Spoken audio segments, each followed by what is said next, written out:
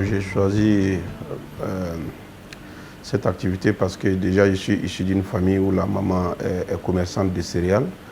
Et donc dès mon bas âge, j'étais déjà en contact avec cette activité. Après les études universitaires, j'ai décidé de travailler avec la maman, d'essayer de moderniser déjà son activité. C'était pour moi un défi d'apporter un plus à l'activité qui m'a permis d'aller à l'école, que l'activité de la maman qui a payé mes études.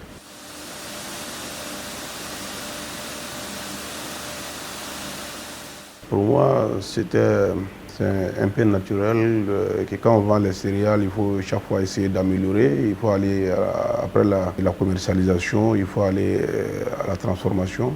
Nous avons une population qui s'accroît, les gens n'auront plus les mêmes habitudes où les femmes vont aller acheter les grains de maïs, aller les transformer dans les moulins des quartiers et puis venir préparer. Je me suis dit que à la longue, les gens auront tendance à acheter directement les produits semi-finis. Et donc pour moi, c'était un marché à explorer. Et donc c'est ce qui m'a motivé à aller à la transformation.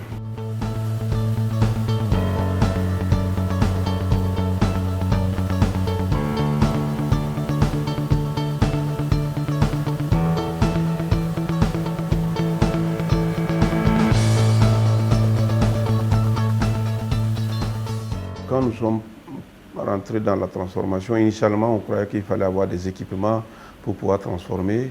On s'est vite rendu compte qu'il fallait non seulement avoir de bons équipements, mais aussi il fallait avoir de la bonne matière première. Nous sommes approchés de l'INERA qui nous a aidés dans la sélection variétale.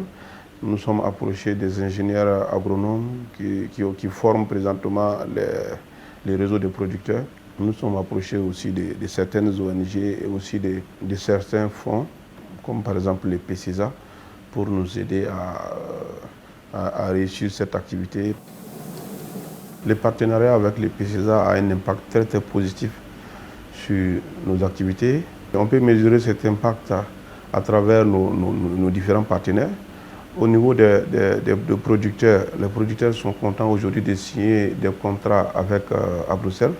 Donc nous sommes dans une démarche, une agriculture contractuelle. C'est un partenariat gagnant-gagnant parce que de l'autre côté, quand AgroServe a de la matière première de bonne qualité, AgroServe aussi arrive à satisfaire la demande, à respecter les cahiers de charges de ses clients. Pour véritablement créer de la valeur ajoutée, il ne faut pas rester simplement au stade de la commercialisation. Lui a bien compris qu'il fallait passer de la commercialisation à la transformation des produits et satisfaire la demande de produits locaux et réduire de ce fait des importations par exemple. C'est un peu là que nos visions se sont rencontrées. Nous l'avons accompagné dans son évolution en permettant par exemple d'avoir un système d'information tout à fait fiable au niveau comptable. Surtout un appui bien entendu aux démarches de certification, notamment certification 9001 ISO.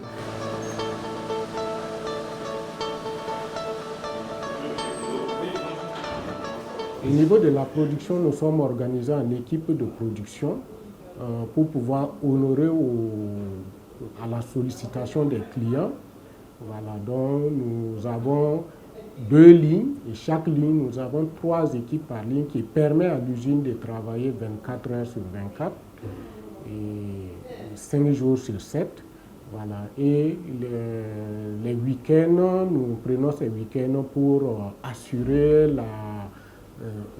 la maintenance préventive. Surtout, nous mettons l'accent sur la maintenance préventive pour éviter les longs arrêts. Nous sommes vite inscrits dans la démarche qualité. Nous sommes certifiés HACCP. Présentement, nous sommes en cours d'implémentation de ISO 9001 version 2015. Et donc, cette démarche qualité, c'est tout dire. Ça veut dire que nous sommes orientés satisfaction des clients. Donc, notre objectif, c'est de vraiment satisfaire les clients. Et pour satisfaire les clients, il faut avoir de la matière première de bonne qualité, ce que nous essayons de faire à travers l'organisation du réseau des producteurs.